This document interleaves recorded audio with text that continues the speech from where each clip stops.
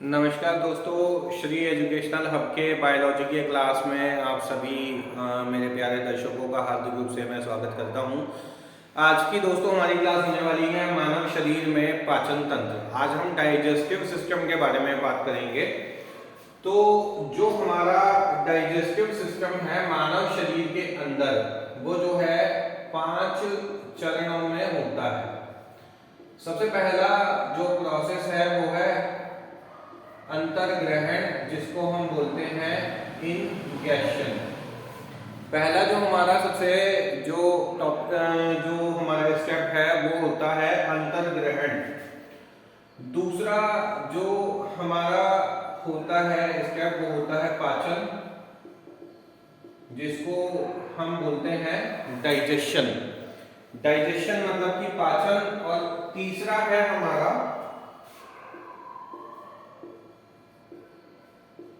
अवशोषण यानी कि एब्जॉर्प्शन।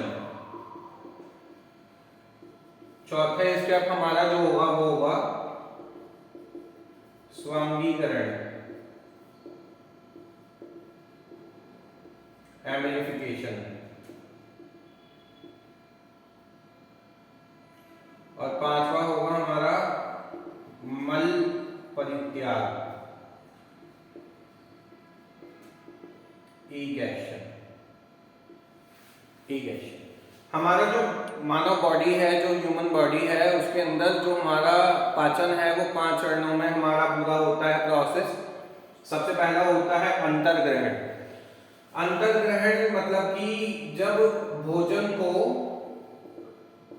मुख में रखा जाता है, भोजन को मुख में लेने का चरण। सबसे पहले तो आप भोजन को मुख के अंदर रखेंगे ना, ठीक है। उसके बाद ये हमारा पहला जो स्टेप है वो कंप्लीट हो जाता है। उसके बाद होता है सेकंड स्टेप में पाचन। ये जो खाना आपने मुंह के अंदर रखा है, अब इसका पाचन यहाँ से होना शुरू होता है। अब आपके मन में कंफ्यूजन होगा कि मुंह के अंदर भोजन का पाचन कैसे हो जाएगा। ये क्वेश्चन आपका फैक्चुअल जीएस के अंदर पूछा जा सकता है कि आपका जो पाचन है वो कहाँ होता है। बहुत से लोग कहते हैं सर आहार नली में पाचन होगा, या आमाशय में पाचन होगा सबसे पहले, या अग्नाशय में होगा, छोटी आंत में होगा, बड़ी आंत में होगा। इस तरीके से आपको जो ऑप्शंस है वो दे दिए जाते हैं। तो मैं आपको बताना चाहूंगा कि जो आपका भोजन का पाचन है वो सर्वप्रथम मुख से ही स्टार्ट होता है। सबसे पहले जो पाचन होगा वो मुख के अंदर होगा, ठीक है। और भोजन में ना कई सारी चीजें होती हैं, जैसे आपका प्रोटीन है, वसा है, आपका कार्बोहाइड्रेट है। ये सब चीजें जो हैं, कार्बोहाइड्रेट मतलब शुगर, मतलब मिठास। यही तो मतलब हुआ, कार्बोहाइड्रेट मतलब शुगर मतलब मिठास। तो मुख के अंदर प्रोटीन का पाचन होगा, वसा का होगा या कार्बोहाइड्रेट का होगा। अब क्वेश्चन आपसे पूछा जाएगा, सबसे पहले देखो हम भोजन पढ़ रहे हैं, हम पाचन किस चीज का होगा, ह्यूमन बॉडी में हम क्या खाते हैं, भोजन खाते हैं हम। तो भोजन के अंदर ये 3 चीजें होती हैं, ठीक है, प्रोटीन, वसा और कार्बोहाइड्रेट। तो इन तीनों का पाचन मुख के अंदर होगा, या केवल प्रोटीन का होगा, केवल वसा का होगा, केवल कार्बोहाइड्रेट का होगा, या इनमें से कोई नहीं। इस तरीके से क्वेश्चन आ सकता है। तो अगर आपसे पूछे मुख के अंदर जो पाचन हो रहा है वो किस चीज का हो रहा है, तो आप बताओगे कि मुंह के अंदर जो पाचन हो रहा है सर वो कार्बोहाइड्रेट का। कार्बोहाइड्रेट मतलब शुगर मतलब मिठास। तो मुख के अंदर जो पाचन होता है, मुख के अंदर जो डाइजेशन होता है वो कार्बोहाइड्रेट का होता है। ये चीज आप ध्यान रखिए, ठीक है।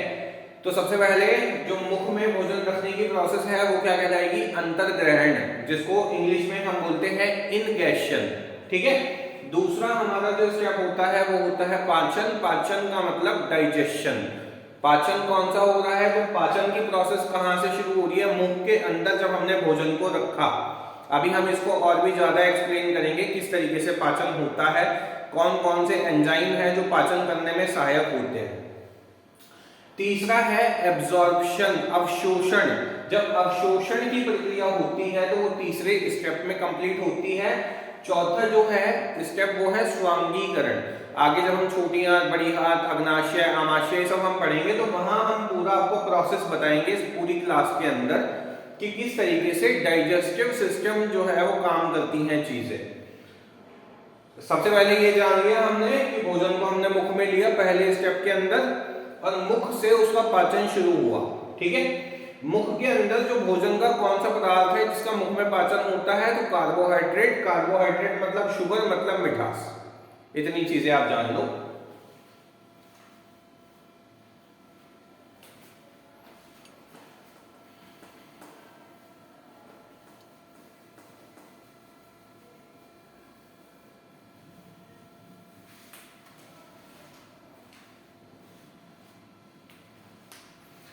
अब सामान्यतः हम यहां क्या पढ़ रहे हैं, डाइजेशन। डाइजेशन हम पढ़ रहे हैं मतलब कि पाचन हम पढ़ रहे हैं। तो पाचन जो है मुंह की बात हो रही है। कहां? मुंह मतलब माउथ। ठीक है, अब ये जो मुंह है इसमें दो तरह से पाचन है, दो तरह से पाचन होगा। कैसे होगा ये देखते हैं हम। इसमें यांत्रिक और रासायनिक। कैसे होगा? यांत्रिक और रासायनिक, दो तरीके से पाचन होता है।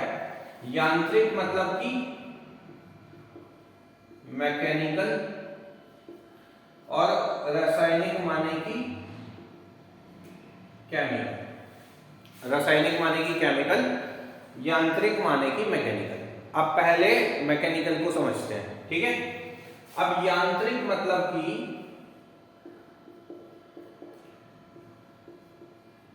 दांत और जीभ की हम बात करेंगे। दांत की और जीभ की हम बात करेंगे।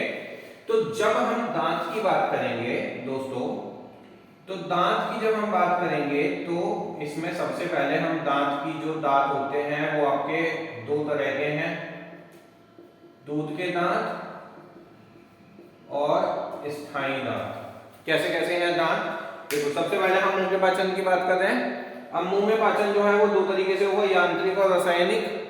अब यांत्रिक जो है वो दो तरीके से, दो लोग उसमें शामिल हैं, दो चीजें उसमें शामिल हैं, दांत और जीभ। अब सबसे पहले हम दांत के बारे में जानते हैं। तो दांत जो है वो दो तरह के हैं, दूध के दांत और स्थायी दांत। ठीक है, अब जो जितना परीक्षा में जरूरी है बायोलॉजी के लिहाज से उतना मैं यहां बता के चल रहा हूं आपको। ठीक है, दूध के दांत जो है वो संख्या में कितने हैं? तो दूध के दांत होते हैं संख्या में 20, और स्थायी दांत कितने हैं दोस्तों? तो स्थायी दांत होते हैं हमारे 32। ठीक है, अब यहां इसका फॉर्मूला मतलब 5 गुणा 4, और इसको मैंने क्या लिखा? इसको लिखा 8 गुणा 4। ये 5 गुणा 4 कैसे हुए? सबसे पहले दूध के दांत से समझते हैं कि इसमें 20 दांत हैं।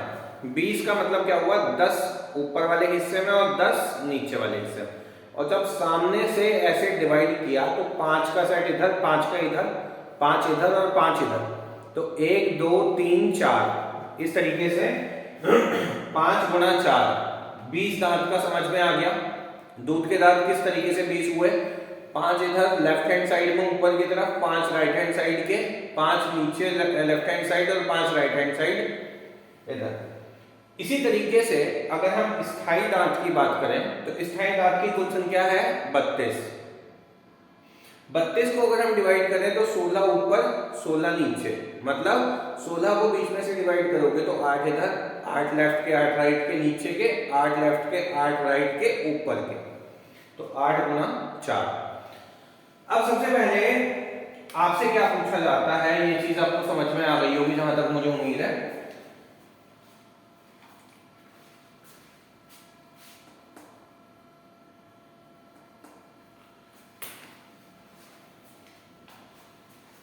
अब यहां जो दूध के दांत है इसका सूत्र पूछा जाता है आपसे कि दूध के दांत का सूत्र बताओ। तो इसका सूत्र बताना है आपको 2102, और यहां आपको बताना है 2123। 2123। तो यहां पे जो 2102 है, 2123 है, इसका मतलब क्या हुआ? 2102 को हम एक्सप्लेन करेंगे कि हमने आपको बताया यहां 5 गुणा 4 और यहां बताया आपको 8 गुणा 4। इस चीज को हम एक्सप्लेन करते हैं अभी। इसमें 2 1 0 2, तो इसमें 2 कृंतक है, एक ऋदनक है, 0 अग्र चवर्णक और 2 चवर्णक है। कृंतक की अगर हम बात करें तो इनको क्या बोलते हैं? इंसीजर। इसको बोलते हैं कैनाइन, इसको बोलते हैं प्रीमोलर और ये होंगे मोलर। ठीक है, इंसीजर, कैनाइन, प्रीमोलर और मोलर। अब इसका मतलब क्या हुआ? 2102 का मतलब क्या हुआ कि दूध के दांत जो होंगे वो संख्या में कितने होंगे? 20 होंगे, 5 गुणा 4 के जोड़े में होंगे और इसका फॉर्मूला क्या कहा जाएगा? 2102। अब जैसे आपके 5 दांत लेफ्ट हैंड साइड के ऊपर के हो गए, तो उन 5 जो एक सेट है उसमें 2 कृंतक होंगे, एक आपका ऋदनक होगा, अग्र चवर्णक बच्चों में नहीं होते और 2 चवर्णक होंगे। यहां आपसे क्वेश्चन क्या पूछा जा सकता है कि आपके जो बच्चे हैं उनमें कौन से दांत नहीं होते, तो आपको बताना है कि बच्चों में अग्र चवर्णक या प्रीमोलर दांत नहीं होते। देखिए कई बार अब आयोग ने क्या पैटर्न अपना लिया है कि जो इंग्लिश की जो टर्मिनोलॉजी है ना उसको डायरेक्टली हिंदी में पूछता है, इस तरीके से आपसे पूछा जा सकता है।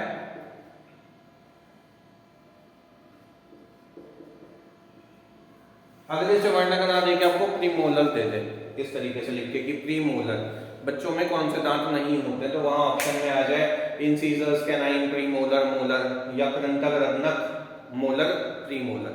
तो आपको प्रीमोलर आपको ध्यान रखना है कि बच्चों के अंदर ये 0 यहाँ पे है, इसका मतलब बच्चों में प्रीमोलर यानी कि अग्र चवर्णक दांत जो है वो नहीं होते हैं। तो बच्चों में कौन से होते हैं ये आपसे पूछेगा कि जब अग्र चवर्णक नहीं होते तो फिर वो कौन से होते हैं? तो बच्चों में होता है विजडम टूथ,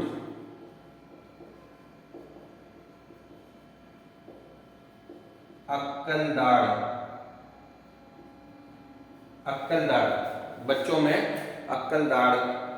और इस तरीके से 2123 का कंसेप्ट भी क्या होता है?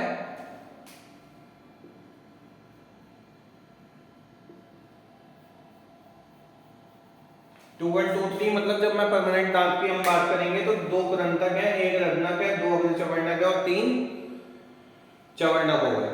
ये आपका यांत्रिक में दांत से जितने क्वेश्चन आपके बन सकते हैं गवर्नमेंट एग्जाम के अंदर वो सभी क्वेश्चंस मैंने आपको यहाँ बता दिए दांत से संबंधित।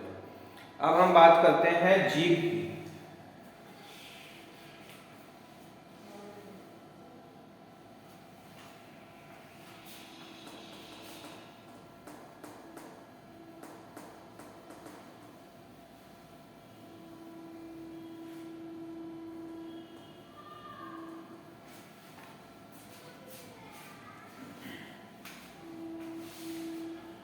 जब हम जीभ की बात करते हैं तो जीभ इस तरीके का एक जीभ का हमने ये बना लिया डायग्राम। तो ये वाला जो आपका पार्ट है ये वाला, ये होता है जीभ का पश्च भाग। क्या बोलते हैं इसको? पश्च भाग। पश्च भाग मतलब पीछे वाला भाग जीभ का। ये तो आगे वाला है ना, गोलाई वाला भाग, ये पीछे वाला। कड़वा जो है, कड़वा आपको जो स्वाद महसूस होगा वो कहां से होता है? जीभ के पश्च भाग से वो कड़वा आपको महसूस होता है। अगर मैं यहां इस साइड की और इस साइड की हम बात करेंगे, इस साइड की और इस साइड की हम बात करेंगे, ये होता है आपका अग्रभाग और यहां हम महसूस करते हैं मिठास। अग्रभाग में हम महसूस करते हैं किस चीज का? मिठास का। जीभ का जो अग्रभाग है वहां हम मिठास का महसूस करेंगे और ये जो बीच वाला भाग है यहां से हम खट्टा महसूस करते हैं। खट्टा हम महसूस करते हैं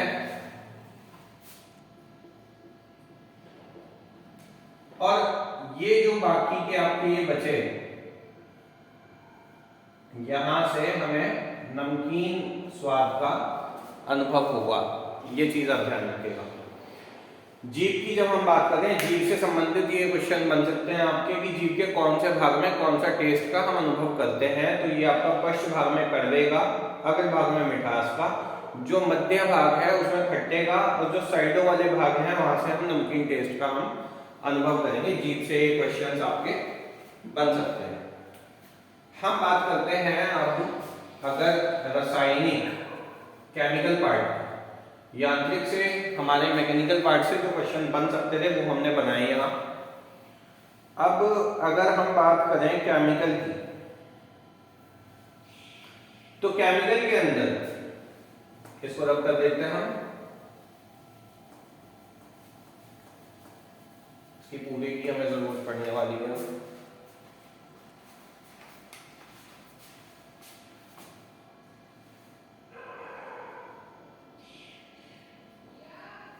रासायनिक, सबसे ज्यादा क्वेश्चन जो बन सकते हैं आपके वो इस पार्ट से बनेंगे, रासायनिक पार्ट से। ये जो रासायनिक है, जब भी हम इसकी बात करेंगे तो जैसे अक्सर हम क्या करते हैं, हमारा कोई पसंदीदा भोजन हुआ तो हमने सुना कि हम वो खाने के लिए जा रहे हैं, तो हमारे मुंह में पानी आने लगता है। तो वो पानी कहाँ से आता है, कैसे होता है, वो चीजें कैसे बनती हैं, तो वो क्या है, वो पानी नहीं है, वो क्या बोलते हैं उसको हम, लार। एग्जैक्टली इंग्लिश में इसको बोलते हैं हम सलाइवा। क्या बोलते हैं इसको, सलाइवा। अब ये जो लार है ये प्रोड्यूस कहां से हो रही है, ये बनती कहां से निकलती है, लार। तो लार दोस्तों निकलती है लार ग्रंथि से। कहां से निकलती है, लार ग्रंथि से। लार ग्रंथि को हम बोलते हैं सलाइवरी ग्लैंड। जो हमारी लार है वो निकलती है कहां से, तो लार ग्रंथि से हमारी लार जो है वो निकलती है। अब यहां आपसे क्वेश्चन बन सकता है कि मानव शरीर में एक दिन में कितनी लार निकलती है, तो 1.5 लीटर लार निकलती है। और इसका पीएच मान आपसे एग्जाम में पूछा जा सकता है। इसका पीएच मान 6.8 होता है, जो अम्लीय है। प्रकृति कैसी है, जो लार का पीएच मान है, मानव शरीर में जो लार प्रोड्यूस होती है वो कितनी होती है दोस्तों, तो 1.5 लीटर। और इसका पीएच मान कितना है, लार का पीएच मान आपसे पूछे तो क्या बताओगे, 6.8। और इसकी प्रकृति कैसी है, 6.8 होने के साथ ही अम्लीय प्रकृति है इसकी। ठीक है। अब सबसे पहले आपसे पूछता है, अब यहाँ आपके मन में क्वेश्चन आ रहा होगा कि ये लार ग्रंथि जो बताई, ये लार ग्रंथि होती कहाँ है और संख्या में कितनी है। ठीक है, यही तो क्वेश्चन बन रहा होगा ना अब यहाँ कि लार, तो ठीक है, लार जो है वो लार ग्रंथि से निकल गई। ठीक है, लार हमारी लार ग्रंथि से निकल गई। तो जो लार ग्रंथि है वे संख्या में कितनी होंगी, जो सलाइवरी ग्लैंड्स हैं वो कितनी है। तो अगर हम लार ग्रंथि की हम बात करें, लार ग्रंथि की, तो लार ग्रंथि जो है वो 3 तरह की है।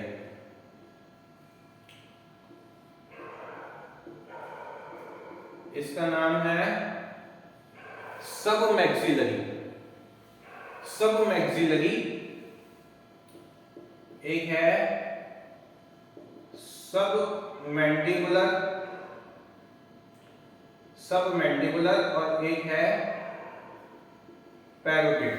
ठीक है, यानी कि लार ग्रंथि जो है एक तो है सब मैक्सिलरी, एक है सब मैंडिबुलर और एक है पैरोटिड। हमारे मुंह के अंदर, अभी हम मुंह की बात कर रहे हैं, अभी हम अंदर पहुंचे ही नहीं क्योंकि खाना हमारे मुंह के अंदर है ना, तो हम मुंह की बात कर रहे हैं अभी। ठीक है, तो यहाँ हमने सबसे पहले पढ़ा सर लार निकलती है। लार मतलब कि जो हमारे मन में जैसे कुछ भी खाने की इच्छा हुई, जो हमारा पसंदीदा भोजन है, कुछ भी हलवा या कुछ भी XYZ, कुछ भी, सबको अलग अलग चॉइस होती है, सबका अलग अलग पसंद है। तो आपके मुंह में पानी आया, वो पानी क्या है, वो पानी को हम बोलते हैं लार। ठीक है, लार होती है वो। अब एक दिन में कितनी निकलती है ह्यूमन बॉडी में? अब बार बार से सटकते हो ना, वो लाल सटकते हो आप, तो वो कितनी निकलती है एक दिन में? क्वेश्चन ये बन सकता है आपसे कि मानव शरीर में एक दिन में कितनी लार निकलती है, क्या बताओगे? 1.5 लीटर निकलती है। आपसे ये भी पूछ सकता है कि मानव शरीर में उत्पादित होने वाली लार का पीएच मान कितना है, तो आप क्या बताओगे? 6.8। फिक्स है ये, और कैसा है? अम्लीय, एसिडिक है ये, ठीक है सर, ये एसिडिक होगा, ठीक है। अब उसके बाद आपके मन में यहाँ ये सवाल आ रहा होगा, क्योंकि आयोग के मन में तो ये सवाल आएगा और आयोग आपसे पूछ सकता है कि भाई लार कहाँ से निकलती है। ऑब्वियस सी बात है, लार कहाँ से निकलेगी? लार ग्रंथि से निकलेगी। अब यहाँ क्वेश्चन ये आया कि लार ग्रंथि होती कहाँ है और कितनी कितनी होती है। इस बात का हम जवाब देंगे आपको कि लार ग्रंथि जो है वो हमारी 3 है, सब मैक्सिलरी, सब मैंडिबुलर और पैरोटिड। अब ये होती कहाँ है मैं ये बताने जा रहा हूँ आपको कि सब मैक्सिलरी कहाँ पे है, सब मैंडिबुलर कहाँ पे है और पैरोटिड जो है वो कहाँ पे है, ठीक है। सबसे पहले हम बात कर लेते हैं सब मैक्सिलरी की, ठीक है।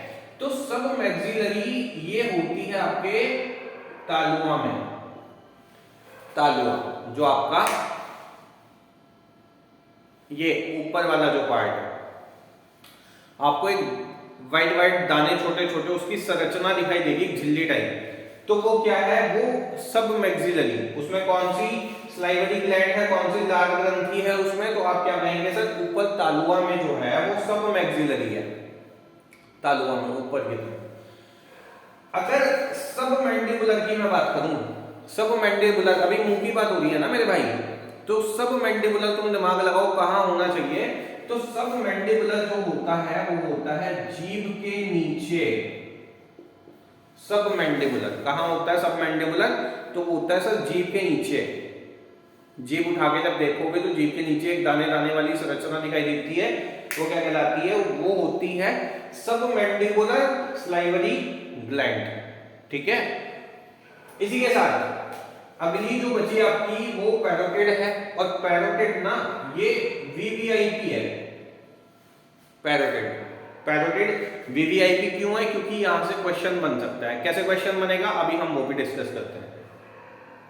सबसे पहले हम ये जान लेते हैं कि हमने जान लिया जो सब मैक्सिलरी है वो तो तालुआ में हो गई, सब मैंडिबुलर जो हो गई वो जीभ के नीचे हो गई, लेकिन ये पैरोटिड कहां होगी?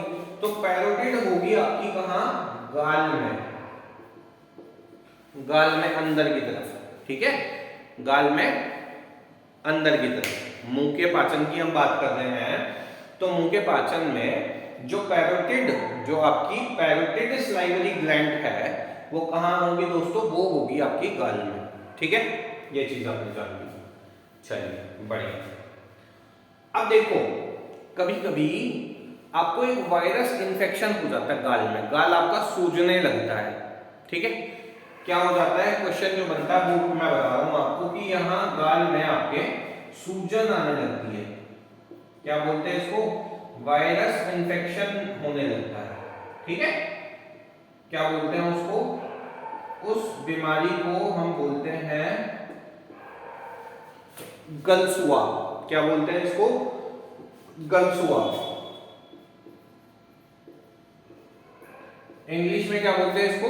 मम्प्स। क्या बोलते हैं इसको? मम्प्स। अब एक तो चीज हो गई ये वाली, ठीक है। अब जो पैरोटिड है यहां आपसे क्वेश्चन ये बन सकता है कि जो पैरोटिड है ना, इस पैरोटिड के इतना क्या रोल है? सर इतनी इंपॉर्टेंट आप बता रहे थे, पैरोटिड क्या है आपके लिए? तो पैरोटिड का मतलब ये है कि जो सांप है ना, सांप, स्नेक, उसके अंदर जो जहर जो निकलता है वो पैरोटिड से ही निकलता है, ठीक है। सांप के अंदर जो जहर निकलता है वो पैरोटिड स्लाइवरी ग्लैंड से निकलता है।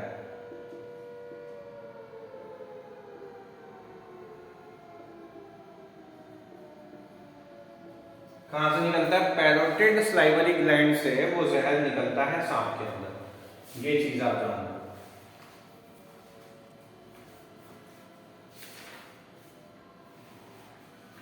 अब देख लो, 2-3 चीज और हैं जानने वाली, फिर हम इस क्लास को खत्म करते हैं, ठीक है। सबसे पहले हम मुंह के पाचन की हम बात कर रहे थे इस क्लास के अंदर, हम वो पूरा कंटिन्यू पूरा आपको समझाते चल रहे हैं और मुंह का पाचन खत्म करेंगे। उसके बाद हम अगली क्लास में हम बात करेंगे आहार नली की, ठीक है, ताकि सारी चीजें जो हैं वो मिक्स ना हो, आपको प्रॉपर तरीके से चीजें स्टेप बाय स्टेप तरीके से समझ में आए। अब देखो, आपने लार पढ़ ली, लार ग्रंथि भी पढ़ ली, ठीक है। अब यहां एक लार के अंदर एक एंटीबैक्टीरियल एक पदार्थ है, एंटीबैक्टीरियल, क्या नाम है उसका? लाइजोजाइम। क्या नाम है इसका? लाइजोजाइम नाम है इसका, ठीक है। लार के अंदर उपस्थित है ये, ठीक है। आपसे पूछे कि लार के अंदर एंटीबैक्टीरियल तरीके से जो चीज काम करती है उसका नाम क्या है, तो आप क्या बोलोगे सर? लाइजोजाइम है उसका नाम, ठीक है। और यही चीज लार के अंदर तो होती है, ये चीज आपको आंखों में भी होती है। अब आप ये कहोगे कि सर ये लाइजोजाइम ऐसा क्या है जो आप क्लास में पढ़ा रहे हो, इतने इंपॉर्टेंट कैसे है लाइजोजाइम? तो यहां मैं आपसे ये बात करूंगा कि जो लाइजोजाइम है ये लार के अंदर भी है और आंखों के अंदर भी उपस्थित है। तो कई लोगों को ना मुंह खोल के सोने की आदत होती है, ठीक है। मुंह खोल के सो रहे हो तो बाहर का गर्दा गब्बार, ठीक है, वो सारी चीजें मुंह के अंदर जाएंगी, तो आदमी उससे क्या हो जाएगा? इन्फेक्ट हो जाएगा, ठीक है, इन्फेक्शन हो जाएगा उसको। तो वो इन्फेक्शन ना हो तो इस तरीके से मुंह के अंदर ये एक एंटीबैक्टीरियल के तरीके से काम करता है, ये नेचुरल चीज होती है। और यही चीज आंख में भी है। आप सड़क पे चल रहे हो, धूल धंकार जो है, तो ये जो लाइजोजाइम है ये आपकी आंखों की सुरक्षा करता है एक तरीके से। तो एंटीबैक्टीरियल के तरीके से ये चीजें काम करती हैं। सबसे पहले तो आप ये चीज जान लो कि इसको आप नोट डाउन कर लेना, ठीक है, ये चीज बहुत इंपॉर्टेंट है। अब हम क्योंकि लार की बात कर रहे थे, हमें मुंह के पाचन की हमें बात करनी है। तो यहां लार के अंदर अब देखो, हमेशा भोजन को पचाने के लिए कौन सहायक है? अब भोजन क्या ऐसे ही पच जाएगा? भोजन किसी चीज, अब ये लार जो है ये भोजन के अंदर मिलेगी। जब मुंह के अंदर भोजन रखोगे तो उसमें लार ही तो मिलेगी, भोजन में मिलेगी कि नहीं मिलेगी? जब लार उसमें मिलेगी तभी तो उसका पाचन होगा। अब लार के अंदर वो कौन सी ऐसी चीज है जो उस भोजन को पचाने के लिए सहायक है? चीजों को समझ के पढ़ना है भाई। देखो, भोजन तुमने मुंह के अंदर रखा, अब भोजन के साथ में लार मिली, क्योंकि दांत क्या करते हैं? भोजन को चबाने का, पीसने का काम करा। जीभ उस भोजन को मसलने का काम करेगी, ठीक है। चबा लिया, पीस लिया, उसके बाद क्या कर लिया? मसल लिया। अभी भोजन मुंह के अंदर ही है, मुंह के अंदर ये भोजन है। अभी मैंने ये नहीं कहा उसको सटक लिया तुमने, क्योंकि जब तुम सटक लोगे तो वो आहार नली के रास्ते जाएगा अंदर, और अभी आहार नली की तो बात ही नहीं हुई। अभी तो भोजन जो है वो कट गया है, चब गया है और मसल भी लिया उसको जीभ से। अब भोजन में मिली लार, ठीक है, भोजन में लार मिक्स हो गई। तो मैं ये पूछ रहा हूं आपसे कि भोजन को पचाने के लिए अब लार के अंदर कौन सी वो चीज है जो भोजन को पचाने के लिए सहायक होगी? बस मेरा इतना सा क्वेश्चन है कि भोजन के अंदर लार के अंदर कौन सी ऐसी चीज है जो उस भोजन को पचा देगी? तो आपका आंसर होगा सर, भोजन को पचाने के लिए कौन सहायक है? तो एंजाइम। कौन है? एंजाइम। भोजन को पचाने के लिए एंजाइम जो है लार के अंदर क्या है? एंजाइम है, जो कि भोजन के साथ जब लार मिलती है तो जो एंजाइम है वो उस भोजन को पचाते हैं। अब एंजाइम जो लार है, लार के अंदर कितने एंजाइम हैं, तो आप क्या कहोगे सर, दो एंजाइम है लार के अंदर। तो अब आप ये भी पूछोगे सर लार के अंदर 2 एंजाइम हैं तो उनके नाम भी तो हमें बता दो। तो ठीक है, बता देते तुम्हें। सबसे पहला हुआ एमाइलेज, जिसको हिंदी में बोलते हैं क्या, टाइलिन। और दूसरा हुआ आपका माल्टोज। सबसे पहला कौन सा हुआ आपका, एमाइलेज। एमाइलेज मतलब हिंदी में बोलते हैं इसको टाइलिन, और दूसरा हुआ आपका माल्टोज। ठीक है, ये जो टाइलिन और माल्टोज नाम के जो 2 एंजाइम हैं, और ये आपकी लार में जो है वो उपस्थित होते हैं, और ये दोनों ही जो आपके एंजाइम है ये आपके भोजन को पचाने में सहायक होते हैं। अब बात ये करते हैं कि सर भोजन के अंदर कई सारे आपके बताए मैंने, प्रोटीन है, वसा है, कार्बोहाइड्रेट है, तो यहाँ ना प्रोटीन का पाचन होगा मुख के अंदर और ना ही वसा का पाचन हुआ। तो पाचन हुआ किस चीज का दोस्तों, पाचन हुआ केवल कार्बोहाइड्रेट का। अब कार्बोहाइड्रेट भी ऐसा नहीं है कि सारा कार्बोहाइड्रेट जो है वो मुंह में पच जाएगा। कुछ कार्बोहाइड्रेट जो रह जाएगा उसका पाचन नीचे के हिस्से में होगा, जब भोजन अंदर चला जाएगा। वो हम बात करेंगे जब हम लिपिड्स की बात करेंगे, फैट की हम बात करेंगे, जब हम बात करेंगे अग्नाशय की, पैनक्रियाज की जब हम बात करेंगे, तो वहां हम बात करेंगे उन सब चीजों की जो फिर भी बच गया उसका पाचन कैसे होगा, कहाँ होगा, वो हम अपनी आने वाली जितनी भी हमारी वीडियोज हैं उन सब में हम चर्चा करेंगे बढ़िया तरीके से। फिलहाल आप आज जान लो कि आज हमने डाइजेशन कितने चरणों में संपन्न होता है, इस वीडियो के अंदर हमने वो जानने का प्रयास कर लिया। उसके बाद में जो हमारा भोजन को मुख में रखने की प्रक्रिया, तो मुख का पूरा पाचन यहां तक आपको समझा दिया है। जितने क्वेश्चन आपके बन सकते हैं यहां तक आपको सब बता दिए गए हैं। ठीक है, सबसे पहले हमने क्या करा, भोजन को कितने चरणों में पाचन होता है, पाचन का पूरा प्रोसेस क्या है वो हमने जान लिया। ठीक है, अंतर्ग्रहण से लेके मन परित्याग तक का पूरा हमने 5 चरणों में समझ लिया। सबसे पहले अंतर्ग्रहण हुआ सर, उसके बाद पाचन हुआ सर, उसके बाद अवशोषण हुआ सर, उसके बाद स्वांगीकरण हुआ, और उसके बाद हमारा मन परित्याग हो गया। ठीक है, वेरी नाइस। इसके बाद फिर हमारा जो पाचन है वो मुंह के अंदर हुआ, तो मुंह के अंदर जो है वो 2 तरीके से संपन्न हुआ। सबसे पहले हमारा कैसे हुआ, यांत्रिक पाचन, उसके बाद रासायनिक पाचन। यांत्रिक पाचन में जब हमने बात करी तो दांत और जीभ की हमने बात करी। जब दांत की हमने बात करी तो दांत में 2 तरह के दांत हमने पढ़े, दूध के दांत और स्थायी दांत। दूध के दांत कितने हैं, 20 हैं। स्थायी दांत कितने हैं सर, 32 है। अब यहाँ फॉर्मूला हमने पढ़ लिया 2102, 2123। बच्चों में कौन से नहीं होते हैं, अग्र चवर्णक नहीं होते हैं। अग्र चवर्णक का इंग्लिश नेम है प्रीमोलर। तो प्रीमोलर भी आप याद रखिए कि बच्चों में अग्र चवर्णक या प्रीमोलर जो दांत है वो नहीं होते हैं। जब बच्चों में अग्र चवर्णक नहीं होते हैं तो बच्चों में कौन से होंगे, विजडम टूथ होंगे। ठीक है, तो दूध के दांत का फॉर्मूला क्या हुआ 2102, और स्थायी दांत का फॉर्मूला क्या हुआ 2123।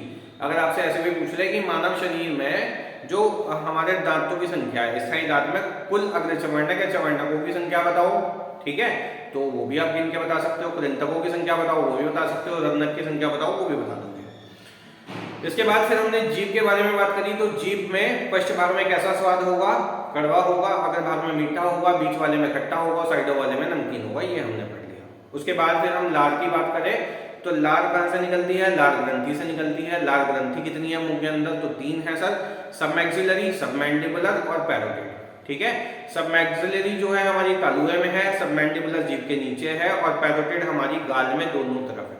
ठीक है, वहां से लार निकलती है।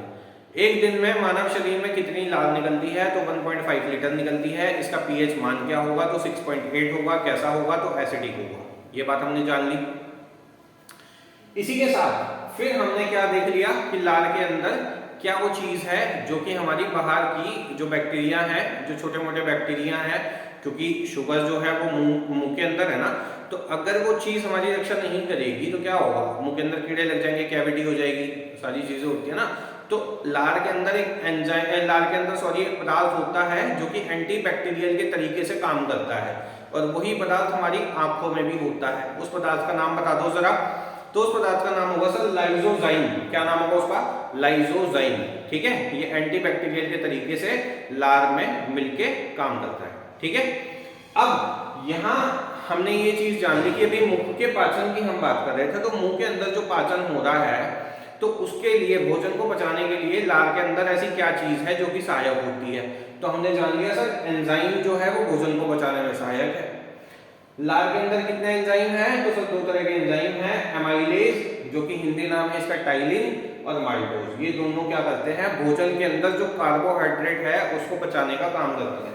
एक चीज और जान लो यहाँ पे कि जब भी कभी AMY शब्द से स्टार्टिंग होगी या ASE लास्ट में होगा, तो ये जान लेना हमेशा ये एंजाइम की बात हुई है। ठीक है, ये चीज आपको हेल्प करेगी। आज की हमने इस पूरी वीडियो में इंजेक्शन का हमने प्रोसेस जानने का प्रयास किया, अंतर्ग्रहण का, और साथ ही साथ में हमने बात की पाचन की। पाचन की भी तो बात की ना। तो आज हमारा जो 5 स्टेप में डाइजेशन पूरा होता है, उसमें से 2 स्टेप की हमने बात करी। हालांकि पाचन आपका आमाशय में भी होगा, पाचन आपका अग्नाशय में भी होगा, पाचन आपका छोटी आंत के अंदर भी होगा, तो वो पाचन एक अलग चीज है। ठीक है, यहाँ हम पहले भोजन के पाचन की हम बात कर रहे थे फर्स्ट स्टेज पे, मुंह के अंदर। ठीक है, अगले जो वीडियो में हम बात करेंगे आहार नली, एलिमेंट्री कैनाल, ओसेफेगस। ठीक है, इसके कई सारे नाम हैं।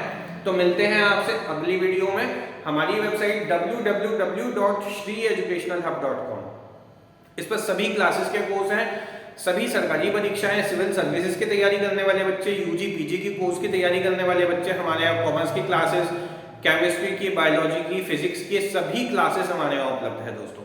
ठीक है, सरकारी परीक्षा अगर आप SSC, bank, railway, LIC, UP police या जिस भी चीज़ की आप तैयारी करना चाहते हैं, आप हमारे यहाँ पैकेजेस चेक कर सकते हैं। ज़्यादातर पैकेज ऐसे हैं जो ज़्यादा महंगे नहीं हैं और आप अपने घर से बैठ के तैयारी कर सकते हैं। तो जल्दी से जल्दी आप हमारी वेबसाइट पे लॉगिन करिए, वहाँ पे पेड कोर्सेज के सेक्शन में जाके आप वहाँ से चेकआउट कर सकते हैं। आप वहीं से पेमेंट करके और आपका जो ऑनलाइन कोर्स है आप परचेज कर सकते हैं और यहीं से इस ऑनलाइन कोर्स का फायदा उठा सकते हैं।